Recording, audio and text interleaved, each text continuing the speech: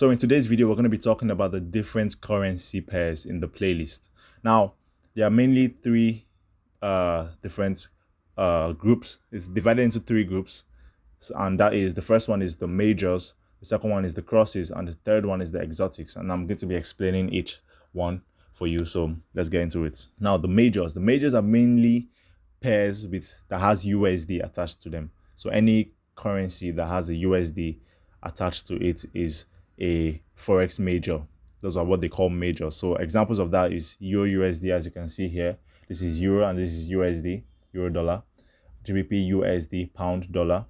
USD CHF, which is dollar Swissy. So these are basically the majors they are the USD pairs. Now the crosses is the cross of the pairs that don't have USD attached to them basically, and are the crosses of the majors. So one major cross with another major will give you a cross. What do I mean by that? Let me just give you an example. So let's say we have euro, right?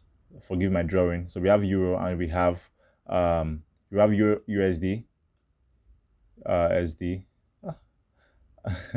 and then we have GBP USD, So Euro USD minus GBP USD, remove the common figure there, which is USD. Scratch out the USD, and you have what?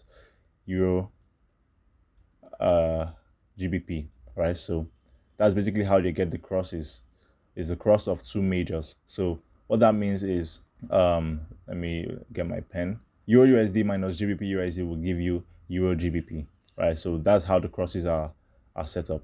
Now we have the third one, which is the exotic pairs.